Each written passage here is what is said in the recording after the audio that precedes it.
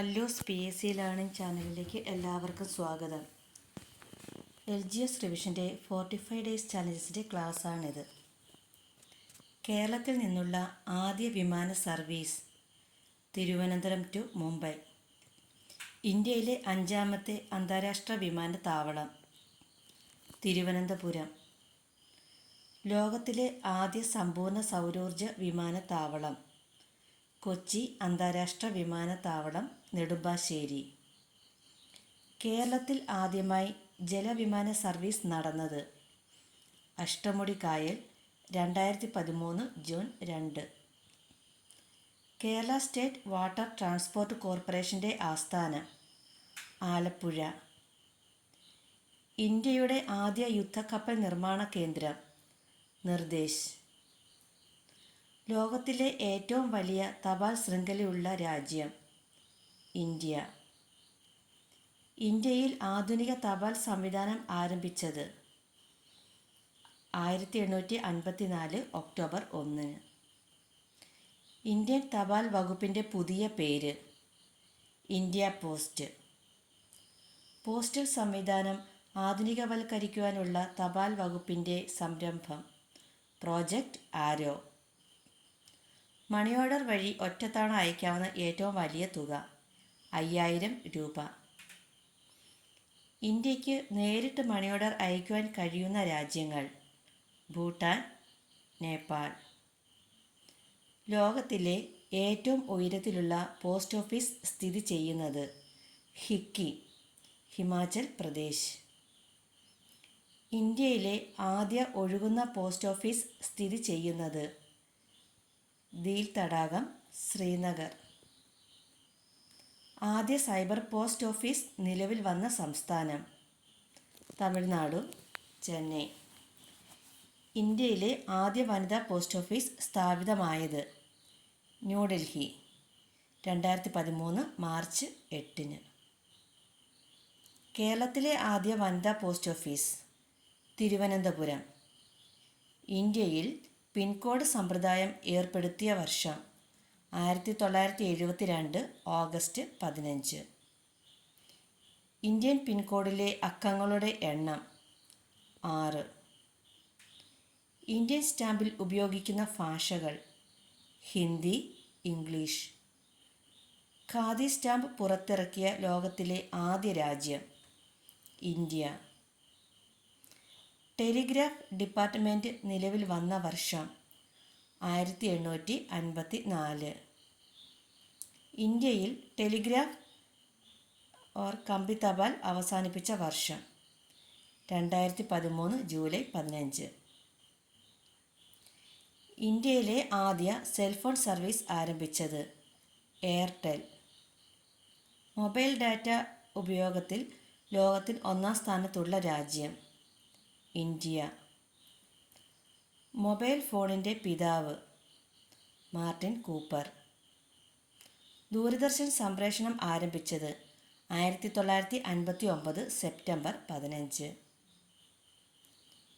ലോക ടെലിവിഷൻ ദിനം November 21. Radio city ആരംഭിച്ച ഇന്ത്യൻ നഗരം ബംഗളൂരു. സ്വന്തമായി FM റേഡിയോ സ്റ്റേഷൻ ആരംഭിച്ച ആദ്യ മെട്രോ റെയിൽവേ ലക്നൗ മെട്രോ. ഭാരതത്തിലെ ജനങ്ങളെ റേഡിയോയിലൂടെ അഭിസംബോധന ചെയ്യുന്നതിനേക്കായി പ്രധാനമന്ത്രി നരേന്ദ്രമോദി തുടക്കമിട്ട പരിപാടി മൻ കി ബാത്ത് 2014 ഒക്ടോബർ 3.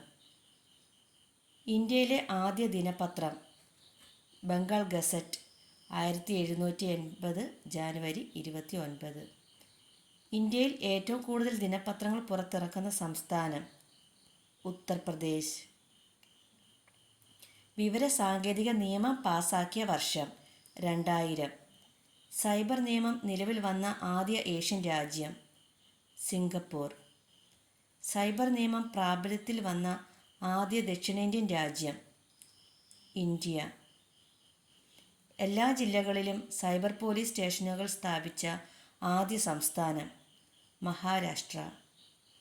ഇന്ത്യയിലെ സൈബർ സ്റ്റേറ്റ് എന്നറിയപ്പെടുന്ന സംസ്ഥാനം ആന്ധ്രാപ്രദേശ്. ഗവൺമെൻറ്റിൻ്റെ എല്ലാ സേവനങ്ങളും ഇന്ത്യൻ പൗരന്മാർക്ക് ഇലക്ട്രോണിക് മീഡിയ വഴി ലഭ്യമാക്കുന്ന സംരംഭം. National e governance plan. ഇ-ഗവേണൻസിലൂടെ ഗവൺമെൻറ് സേവനങ്ങൾ ജനങ്ങളിലെത്തിക്കുന്ന സ്ഥാപനം. അക്ഷയ കേന്ദ്രങ്ങൾ.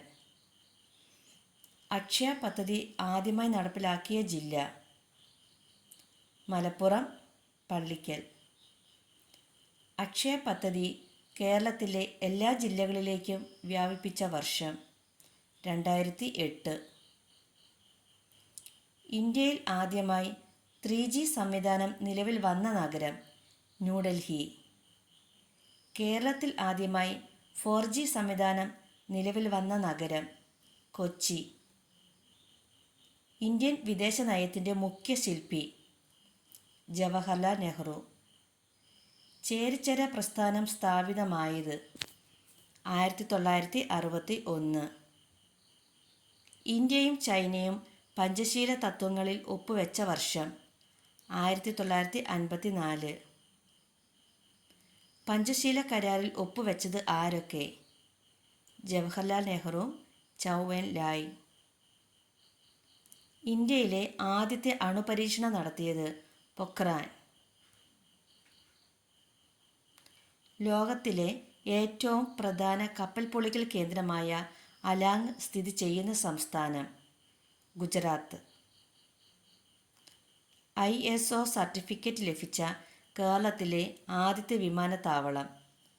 തിരുവനന്തപുരം. ഇന്ത്യയിലെ ആദ്യത്തെ സെമി ഹൈസ്പീഡ് ട്രെയിൻ ഏതാണ്? ഗതിമാൻ. ഇന്ത്യയിൽ ഏറ്റവും ഉയരത്തിൽ സ്ഥിതി ചെയ്യുന്ന റെയിൽവേ സ്റ്റേഷനാണ് ഖൂം. ഏത് സംസ്ഥാനത്താണ് ഈ സ്റ്റേഷൻ? പശ്ചിമ ബംഗാൾ. ഇന്ത്യയിലെ 4 മഹാനഗരങ്ങളെ തമ്മിൽ ബന്ധിപ്പിക്കുന്ന അതിവേഗ പാതയാണ് സുവർണ ചതുഷ്കോണം. ഏതൊക്കെയാണ് ആ നഗരങ്ങൾ? ഡൽഹി, മുംബൈ, ചെന്നൈ, കൊൽക്കത്ത. സുവർണ ചതുഷ്കോണ സൂപ്പർ ഹൈവേയുടെ നിർമ്മാണ പ്രവർത്തനം ആരംഭിച്ചത് ഏത് ഗവൺമെൻറ്റിൻ്റെ കാലത്താണ്? അടൽ ബിഹാരി വാജ്പേയി. പടിഞ്ഞാറൻ റെയിൽവേയുടെ ആസ്ഥാനം. മുംബൈ. Thank U.